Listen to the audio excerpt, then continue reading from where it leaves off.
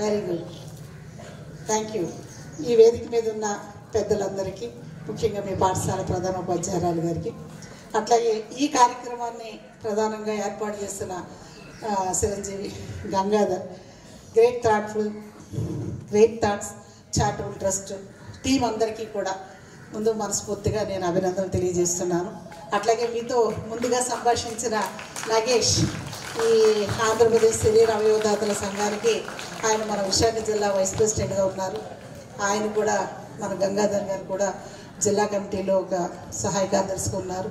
ప్రధానంగా వినోద్ బాలు, మీ అందరికీ నేను పరిచయం చేయట్లేదు కదా, ఈయన పేరు విన్నారా ఎప్పుడైనా? బ్లడ్ మ్యాన్ అంటారు. ఆయన్ని ఏమంటారు తెలుసా? Blood man.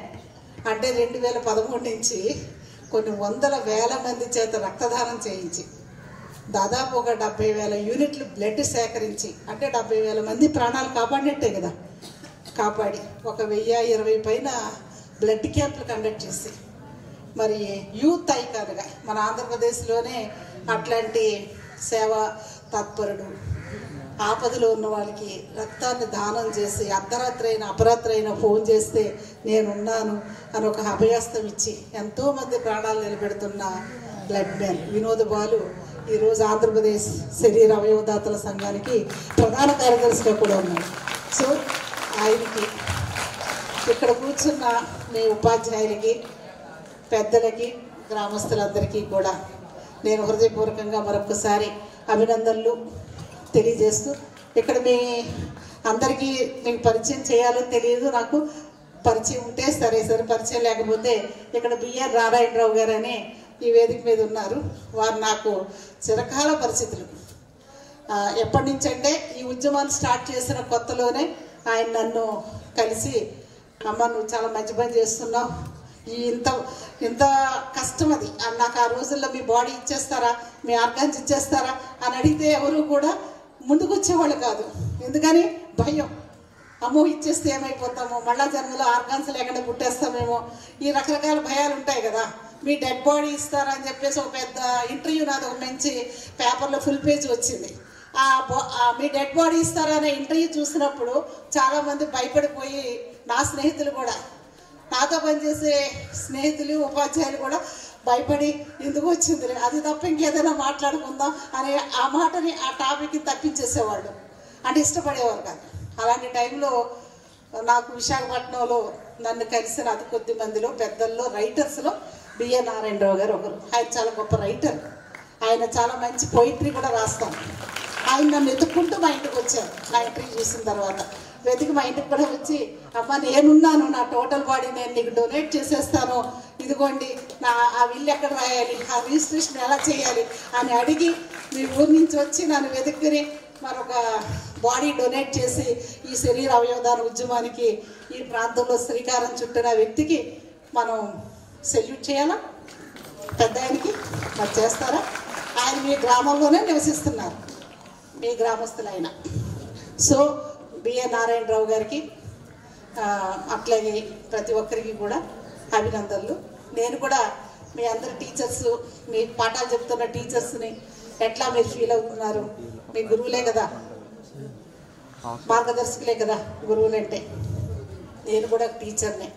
39 సంవత్సరాలు 7 మాసాలు నేను ప్రభుత్వ పాఠశాలలో ఉపాధ్యాయులుగా, స్కూల్ అసిస్టెంట్గా పనిచేశాను. నేను 2022 సెప్టెంబర్లో నేను విఆర్ఎస్ తీసుకుని ప్రభుత్వ ఉద్యోగం నుంచి బయటకు వచ్చేసాను.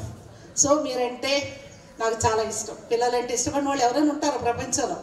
పిల్లలంటే ఇష్టపడిన వాళ్ళు ఎవరైనా ఉంటే వాళ్ళు నిజంగా అట్టి వాళ్ళని ఎవరు నేను చెప్పను. ఒక పెద్ద ఫిలాసఫర్ చెప్పారు, పిల్లల్ని ప్రేమించలేని వాళ్ళు పిల్లల్ని అన్కండిషనల్గా ప్రేమించాలి. అలా ప్రేమించడం చేతగాని వాళ్ళు, ప్రేమించలేని వాళ్ళు ఎవరైనా ఉంటే చెవిటితనమో మూగతనమో ఆటల కన్నా ప్రమాదకరం. అయ్యేవి పెద్ద అవిటితనంగా అనిపించవు. నిజంగా పిల్లలు ప్రేమించలేని మనుషులే నిజమైన అవిటివాళ్ళు అంటారు. సో నేను అన్ని సంవత్సరాలు ఒక టీచర్గా, ఒక సోషల్ వర్కర్గా పనిచేశాను. 40 సంవత్సరాలు సుమారుగా, కేవలం పిల్లల మీద ఉండే ప్రేమతోటి, ఇంట్రెస్ట్ తోటి. సో అందుకని మిమ్మల్ని అందరినీ చూడగానే మళ్ళీ నేను టీచర్ని అయినట్టుగా, మళ్ళీ మీ మధ్యకు వచ్చి పాఠాలు చెప్తున్నట్టుగా నాకు చాలా సంతోషంగా అనిపిస్తుంది. ఎంతైనా టీచర్ కదా, సోషల్ టీచర్ కదా. సో సోషల్ టీచర్ అయ్యుండి సైన్స్ సబ్జెక్ట్ కదా, బాడీ డొనేషను, ఆర్గాన్ డొనేషను, ఈ సబ్జెక్ట్ మీద ఎలా పనిచేశారని చాలామంది నన్ను అడుగుతారు.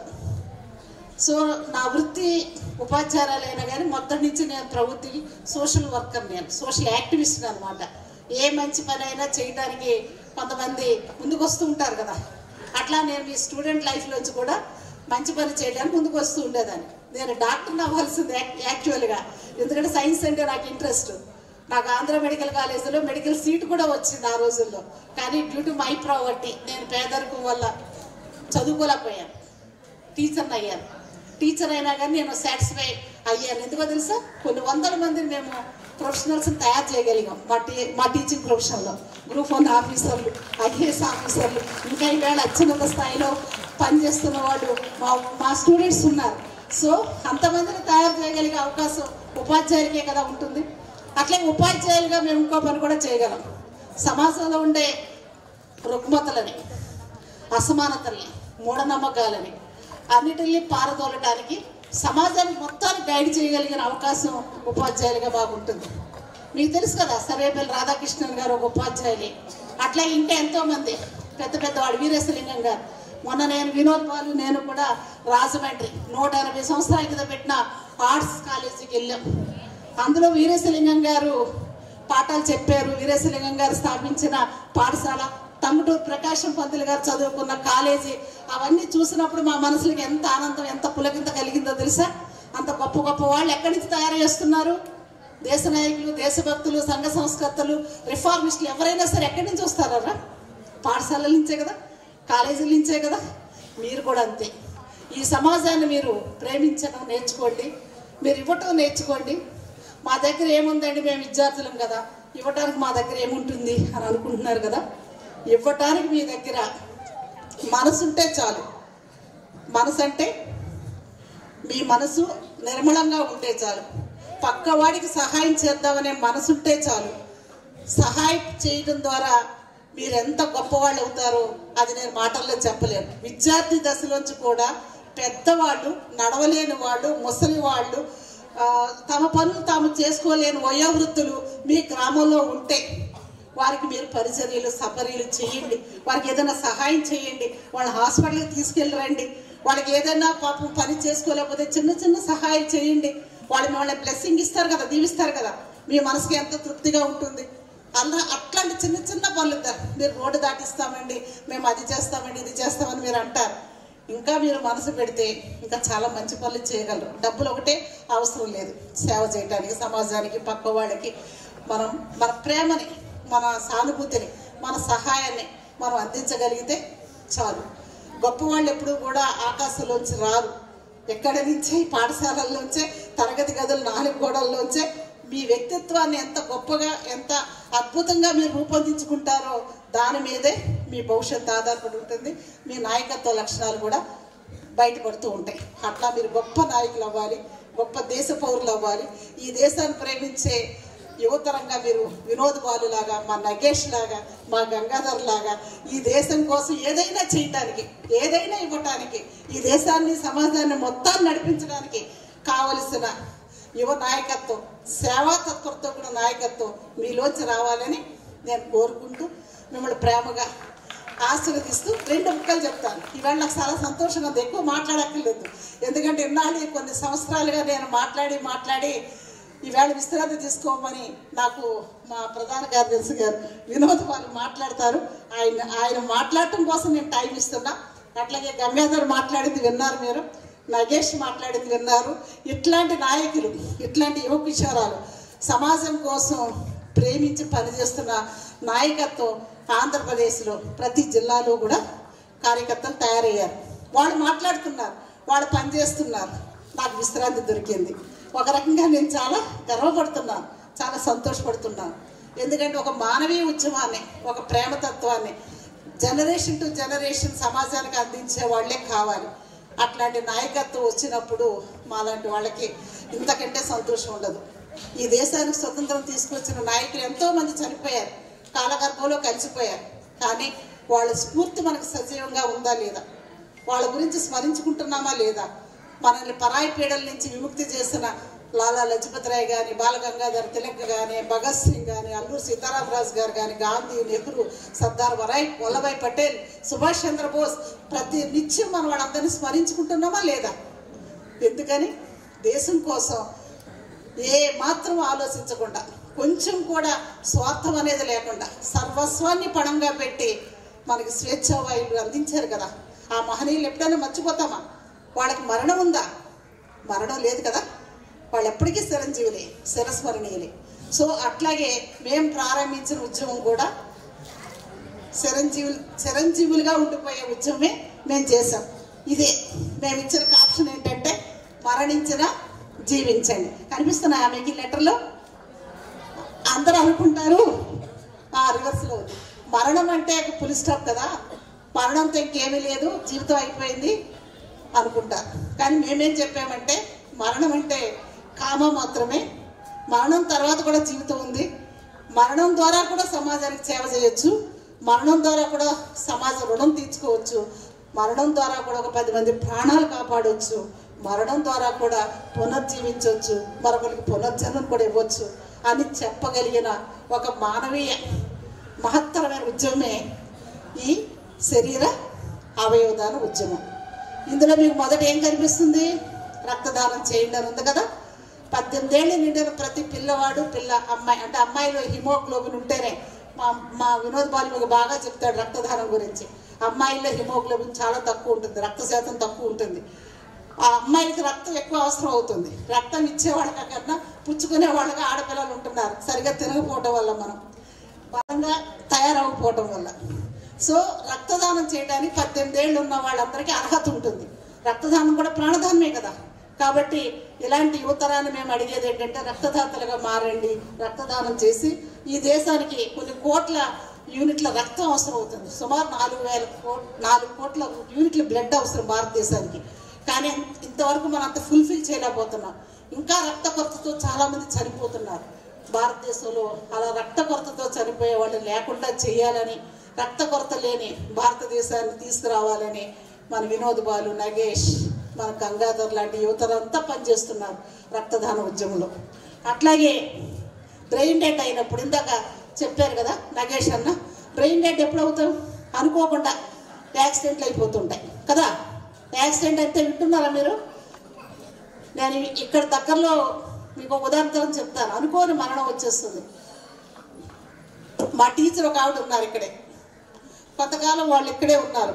మీ లక్ష్మీనగర్ గ్రామంలో అద్దుకున్నారు. అక్కడ వెంకటేశ్వర స్వామి గుడి ఉంది కదా, అక్కడ ఉండేవారు వాళ్ళ నాన్నగారు. వాళ్ళకి ఒక అబ్బాయి ఉన్నాడు, 12 ఏళ్ళ అబ్బాయి. ఇంకొక అబ్బాయి కూడా ఉన్నాడు. కానీ 12 ఏళ్ళ అబ్బాయి ఏం చేశాడంటే పొరపాటున ఆడుకుంటూ మేడ నుంచి పడిపోయాడు. మీకు గుర్తుంటుంది కానీ సీనియర్స్ ఎవరైనా ఈ గ్రామంలో పెద్దవాళ్ళు ఉంటే పెద్దవాళ్ళకు గుర్తుంటుంది. అవునండి, పెద్దవాళ్ళకు గుర్తుంటుంది. మా టీచర్స్ అవును గుర్తుంటుంది. ఆ బాబు ఆడుకుంటూ 12 ఏళ్ళ అబ్బాయి మేడ నుంచి పడిపోయాడు. పాపం కేర్ హాస్పిటల్కి తీసుకెళ్ళారు లక్ష్మీనగర్లో. అక్కడ వెంకటేశ్వర గుడి దగ్గర ఉండేవారు. నేను వచ్చానండి, అందువల్ల నాకు. ఆ తర్వాత ఆ బాబుని బతికించాలి అని డాక్టర్లు అందరూ ప్రయత్నం చేశారు. ఆ అబ్బాయి పడిపోవడం వల్ల తలకి చాలా గట్టి దెబ్బ తగిలేసింది. తలకు దెబ్బ తగిలేస్తే తలకి రక్త సరఫరా ఆగిపోతే బ్రెయిన్ డెడ్ అంటారు, క్లినికల్లీ డెడ్ అనమాట. ఆ రక్త సరఫరా ఆగిపోవడం వల్ల బ్రెయిన్ పని చేయడం లేదు. బ్రెయిన్ పని చేయకపోతే మన శరీరం కూడా నిస్తేజం అయిపోతుంది. బ్రెయిన్ మనకు ఆదేశాలు ఇస్తేనే కదా మన శరీరం ఏ పార్ట్ అయినా అక్కడ పనిచేస్తుంది. ఇలా చేయి పైకి లేపమన్నా, కింద దించమన్నా, ఇలా చూడమన్నా, అటు తిరగమన్నా బ్రెయిన్ నుంచి మనకి ఇన్స్ట్రక్షన్స్ వస్తేనే కదా. ఏమీ లేకుండా అబ్బాయి నిస్తేజంగా పడిపోయాడు. డాక్టర్లు ఇంకా బతికించలేమండి, కుర్రాడు బ్రెయిన్ డెడ్ అయిపోయాడు, ఇక వెంటిలేటర్ మీద ఉంచినా ప్రయోజనం లేదు, మీ బిడ్డని ఇంటికి తీసుకెళ్ళిపోండి అన్నారు. వెంటిలేటర్ తప్పించేస్తే ఆక్సిజన్ ఆగిపోతుంది. ఆక్సిజన్ సహాయంతో ఆ అబ్బాయి అవయవాలు పనిచేస్తున్నాయి లోపల. అది తీసేస్తే ఊపిరి ఆగిపోతుంది, అబ్బాయి నిర్జీవుడైపోతాడు. మనలాంటి తల్లిదండ్రులు అయితే ఏం చేస్తారు? బిడ్డ కడుపున బిడ్డను పెట్ట కళ్ళ ముందే నిర్జీవుడిగా మారిపోతూ ఉంటే గుండె బద్దలయ్యేలాగా తల్లిదండ్రులు ఏడుస్తారు, బంధువులు ఏడుస్తారు, స్నేహితులు అందరూ కూడా కన్నీళ్ళు పెట్టుకుంటాం. అందరూ అంతే కదా. మరణం అనేది చాలా బాధాకరం. కానీ ఆ టీచర్ ఏం చేశారో తెలుసా? ఆ అబ్బాయి తల్లి ఒక టీచర్ మాలాగా స్కూల్లో పనిచేస్తున్నారు. వీజుత్తాడనే గ్రామంలో స్కూల్ సెకండ్ గ్రేడ్ టీచర్గా పనిచేస్తున్నారు. ఆమె నాకు ఫోన్ చేశారు. నాకు షాక్ అయిపోయాను నేను. ఎందుకని ఎప్పుడో ఒక ఇంటర్వ్యూలో నా నెంబర్ ఆవిడ దాచుకున్నారట, రాసుకున్నారు. ఏమని, ఒక దేహం 18 జీవం అని చెప్పి ఒక పెద్ద ఇంటర్వ్యూ నా ఆంధ్రజ్యోతి నవ్య పేజీలో వచ్చింది 2010 అక్టోబర్ 6వ తారీఖున. ఒక మనిషి తాను చనిపోతూ తన అవయవాలు దానం చేయగలిగితే 18 మందికి ప్రాణం వస్తుంది, 18 మందికి జీవం వస్తుంది అనేది ఆ ఇంటర్వ్యూ సారాంశం. అందులో నా నెంబర్ పెద్ద అక్షరాలతో ఇచ్చేశారు. 8008840506 అనేది ఇక్కడ ఫోటో కింద ఉంది కదా, ఆ నెంబర్ పేపర్ వాళ్ళు ఇచ్చేశారు. పాపం నెంబర్ దాచుకున్నారు ఆ మేడం గారు. అనుకోకుండా నెక్స్ట్ ఇయరే ఆడ బాబుకి ఇలాంటి విపత్తర పరిస్థితి వచ్చింది. ఆ అబ్బాయి చనిపోతాడు, ఇంటికి తీసుకెళ్ళిపోవాలి, ఇంకా నిర్జీవుడైపోతున్నాడు అనే క్షణాన్న ఆ తల్లి ఎంత మానసిక వేదన అనుభవించుంటారో నేను ఊహించుకోగలను. ఎందుకంటే తల్లులు కాబట్టి మేమందరం కూడా ఆ గర్భశోకం ఎంత బాధాకరమో మాకు తెలుసు. అంతటి కఠిన దుఃఖకరమైన పరిస్థితుల్లో కూడా ఆవిడ ఒక త్యాగపూరితమైన నిర్ణయం తీసుకున్నారు. ఏంటో తెలుసా, నాకు ఫోన్ చేయటమే. ఏమని అడిగారు, మేడం నా బిడ్డ చనిపోతున్నాడు, కానీ నా బిడ్డ చనిపోవడానికి వీల్లేదు. డాక్టర్ చెప్పారు ఇంటికి తీసుకెళ్ళిపోమని, కానీ నా బిడ్డను నేను ఇంటికి తీసుకెళ్ళాలనుకోవట్లా. నా బిడ్డ అవయవాలని ఎంతమందికి దానం చేయగలిగితే అంతమందిలో నా బిడ్డ బతికే ఉంటాడు కదా, చిరంజీవిగా ఉంటాడు కదా. నా బిడ్డ యొక్క అవయవాలు దానం చేయండి అని చెప్పేసి ఆ టీచర్ అడిగారు నాకు. అసలు ఎంత ఉదాత్తమైన నిర్ణయం చూడండి అది. అప్పటి వరకు మన విశాఖ జిల్లాలో ఎవరు అవయవాలు దానం చేయలే, ఎవరు ముందుకు రాలేదు. అప్పుడు ఇంకా భయం కూడా ప్రజలకు. మేము చెబుతున్నాం కానీ అవయవాలు దానం చేయడానికి ఎవరు ముందుకు రాలా. ఆ టీచర్ ముందుకు వచ్చారు. వెంటనే నేను ఖచ్చితాపురం అనే చాలా దూరంగా పనిచేస్తున్నాను నేను ఒక చోట. అక్కడి నుంచి మళ్ళీ కేర్ హాస్పిటల్కి వచ్చాను. ఆ అబ్బాయిని చూశాను. చాలా చక్కగా బుద్ధులకి అబ్బాయి, చిన్న పిల్లాడు, 12 ఏళ్ల పిల్లాడు, అందంగా ఉన్నాడు. సాయి మనోహర్ కృష్ణ తన పేరు. కానీ ఆ రోజు ఆ తల్లి ఆ క్షణం తీసుకున్న ఆ నిర్ణయం వల్ల సాయి మనోహర్ కృష్ణ యొక్క అవయవాలని ఒక 8 మందికి దానం చేయటం జరిగింది. సాయి మనోహర్ కృష్ణ చిరంజీవిగా ఉన్నాడు.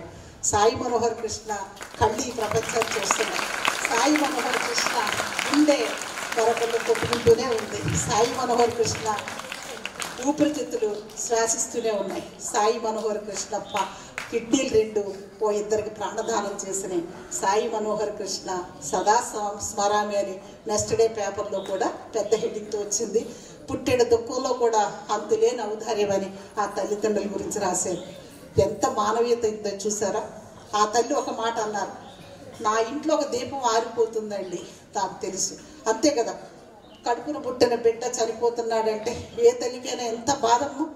తల్లులుగా ఆ బాధ ఎలా ఉంటుందో మేము అనుభవించిన వాళ్ళం, చూస్తాం మేము ఆ కడుపు శోకం అనేది. కానీ నా ఇంట్లో ఒక దీపం ఆరిపోతుంది, కానీ 10 మంది ఇళ్లల్లో నా బిడ్డ దీపమై వెలుగుతాడు కదా. 10 మంది ఇళ్లల్లో దీపమై వెలుగుతాడంటే జీవితాన్ని ఇస్తాడు కదా.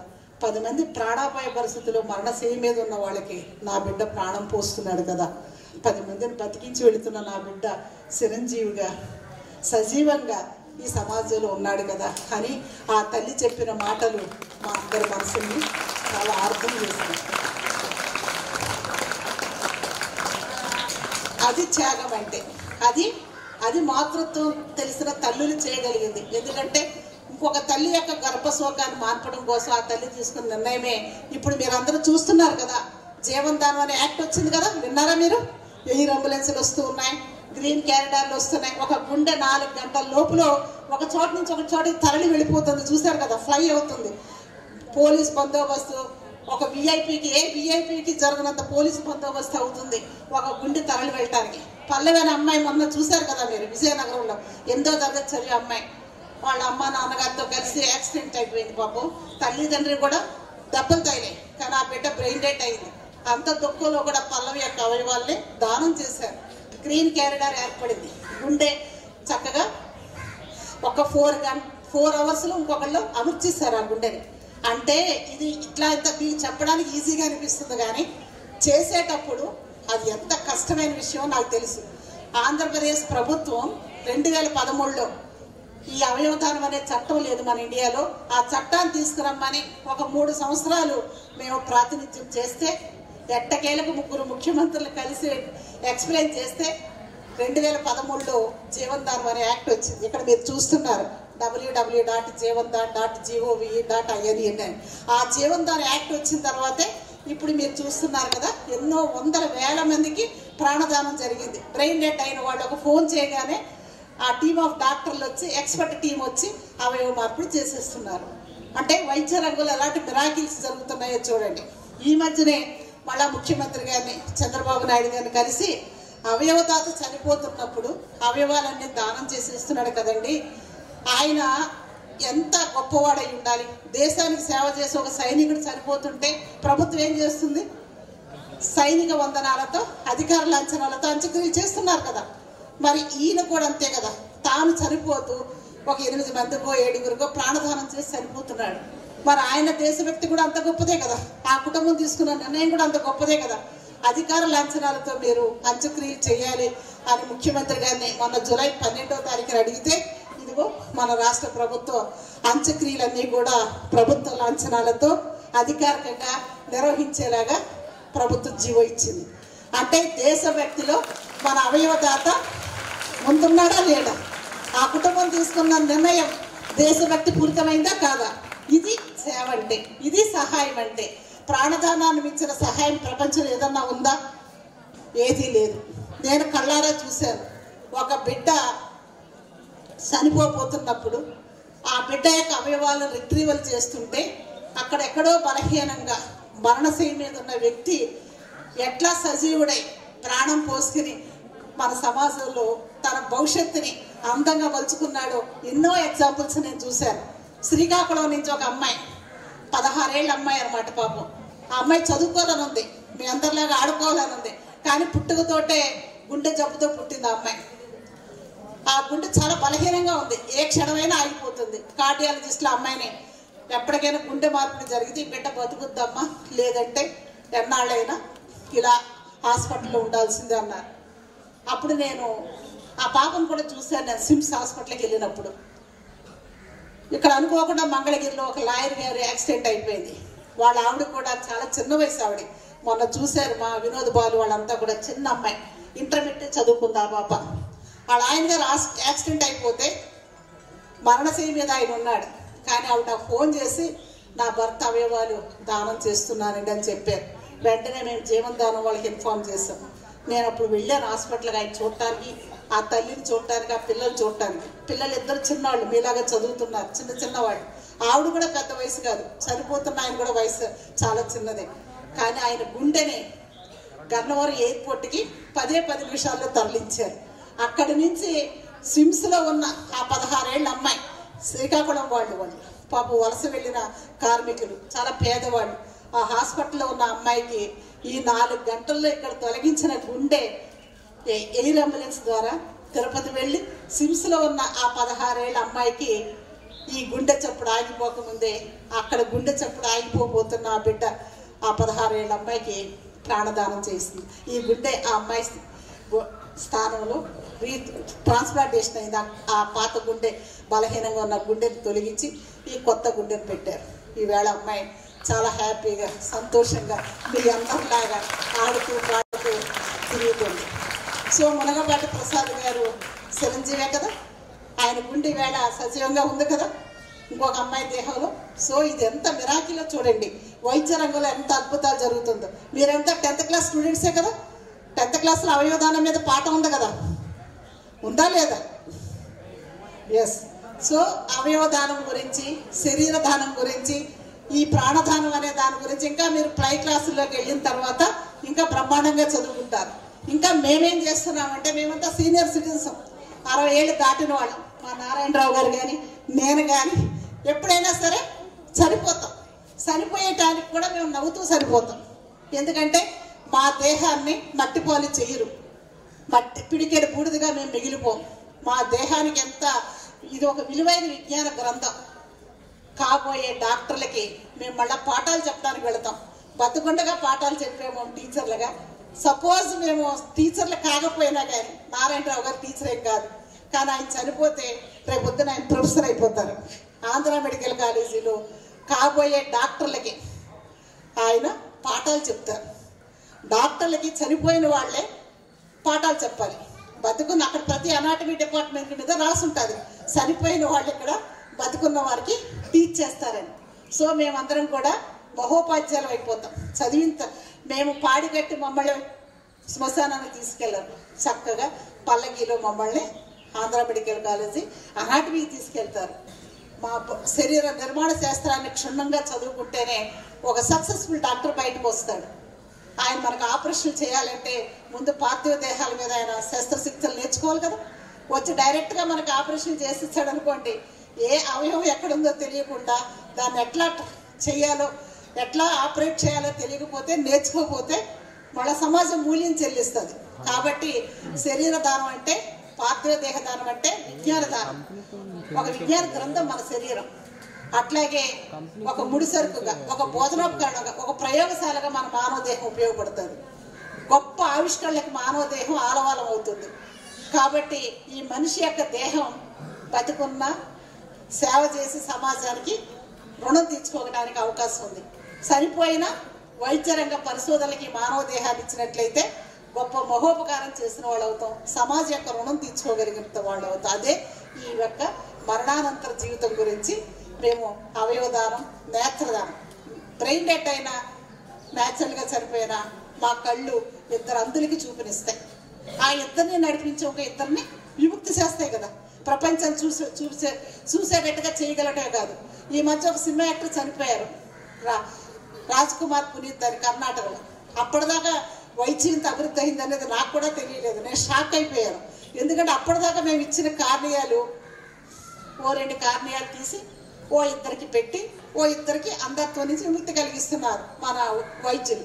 కానీ ఆ రాజకుమార్ పునీత్ అనే ఒక కన్నడంలో ఒక సినిమా యాక్టర్ తన కళ్ళని దానం చేశాడు ఆయన. కానీ ఆయన దానం నలుగురికి అంధ విముక్తిని కలిగించింది. అంటే ఒక్కొక్క కార్యాన్ని డివైడ్ చేసి ఇద్దరికి అమర్చారు. అంటే నలుగురికి చూపునిచ్చాడు ఆయన తాను చనిపోతూ. అట్లా చూడండి ఎంత మిరాకిల్స్ వైద్య రంగంలో వస్తున్నాయి, ఎన్ని అద్భుతాలు జరుగుతున్నాయి. ఆంధ్ర మెడికల్ కాలేజీలో మేము అనేక బాడీస్ ఇచ్చాం. ఎన్ని ప్రయోగాలు జరుగుతున్నాయంటే అక్కడ ఫస్ట్ మన ఇండియాలో కేడవర్ బ్యాంక్ ఉంది. అక్కడ మీకు బ్లడ్ బ్యాంక్ ఉన్నట్టుగా, నేత్ర బ్యాంక్ ఉన్నట్టుగా మన ఆంధ్ర మెడికల్ కాలేజీలో ఇండియాలో ఎక్కడా లేనట్టుగా కేడవర్ బ్యాంక్ పెట్టారు.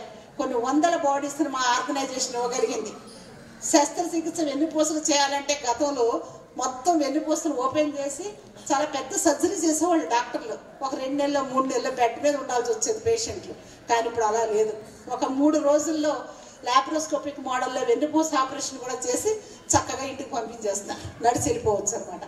అంత ఆధునికమైన శస్త్రచికిత్సలు చేయటానికి మానవ దేహాలు లభ్యం అవుతున్నాయి కాబట్టి అద్భుతాలు జరుగుతున్నాయి.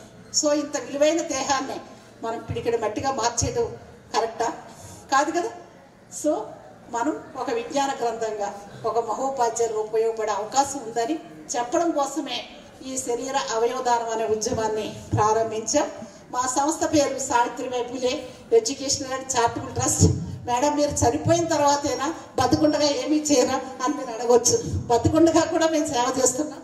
ఇప్పటికీ 2 తెలుగు రాష్ట్రాల్లో ఒక 500 మంది పేద బిడ్డల్ని, తల్లిదండ్రులు లేని పిల్లల్ని, సింగిల్ పేరెంట్ ఉన్న పిల్లల్ని, ముఖ్యంగా గర్ల్ చైల్డ్స్ని అడాప్ట్ చేసుకుని చదివిస్తున్నాం. అందులో 12 మంది డాక్టర్లు చదువుతున్నారు, IITs ఉన్నారు, NITలో చదివిన వాళ్ళు ఉన్నారు, గ్రూప్స్ రాసి గ్రూప్ స్టేట్ ఫస్ట్ వచ్చిన వాళ్ళు ఉన్నారు. ఈవేళ మన డిప్యూటీ సీఎం గారి దగ్గర OSDగా పనిచేస్తున్న GR మధుసూదన్ గ్రూప్స్లో స్టేట్ 2nd ర్యాంక్ వచ్చాడు. వీళ్ళందరూ అద్భుతాలు చేస్తున్నారు.